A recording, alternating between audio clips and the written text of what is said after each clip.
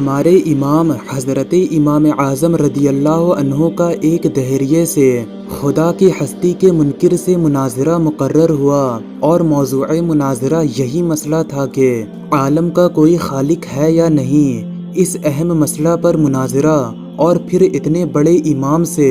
چنانچہ میدان مناظرہ میں دوست دشمن سبھی جمع ہو گئے، مگر حضرت امام اعظم وقت مقرر سے بہت دیر کے بعد مجلس میں تشریف لائے۔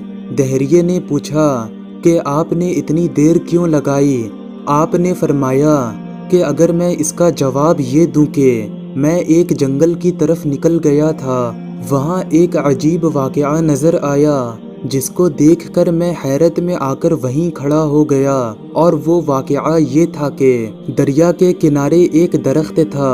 دیکھتے ہی دیکھتے وہ درخت خود بخود کٹ کر زمین پر گر پڑا، پھر خود اس کے تختے تیار ہوئے، پھر ان تختوں کے خود بخود ایک کشتی تیار ہوئی اور خود بخود ہی دریا میں چل گئی، اور پھر خود بخود ہی وہ دریا کے اس طرف کے مسافروں کو اس طرف اور اس طرف کے مسافروں کو اس طرف لانے لے جانے لگی، پھر ہر ایک سواری سے خود ہی کرایہ بھی وصولا کرتی تھی۔ تو بتاؤ، تم میری اس بات پر یقین کر لو گے؟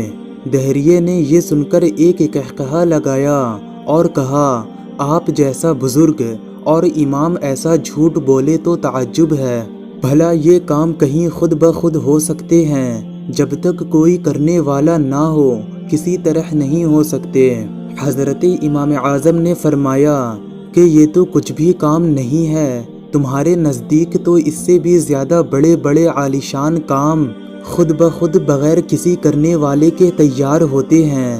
یہ زمین، یہ آسمان، یہ چاند، یہ سورج، یہ ستارے، یہ باغات، یہ سدہ قسم کے رنگین پھول اور شیریں پھل، یہ پہاڑ، یہ چوپائے، یہ انسان، اور یہ ساری خدائی بغیر بنانے والے کے تیار ہو گئی ہے۔ اگر ایک کشتی کا بغیر کسی بنانے والے کے خود بخود بن جانا جھوٹ ہے، تو سارے جہان کا بغیر بنانے والے کے بن جانا اس سے بھی زیادہ جھوٹ ہے۔ دہریہ آپ کی تقریر سن کر دم بخود حیرت میں آ گیا اور فوراً اپنے عقیدے سے تائب ہو کر مسلمان ہو گیا۔ پیارے دوستو، اس کائنات کا یقیناً ایک خالق ہے جس کا نام اللہ ہے، اور وجود باری کا انکار عقل کے بھی خلاف ہے۔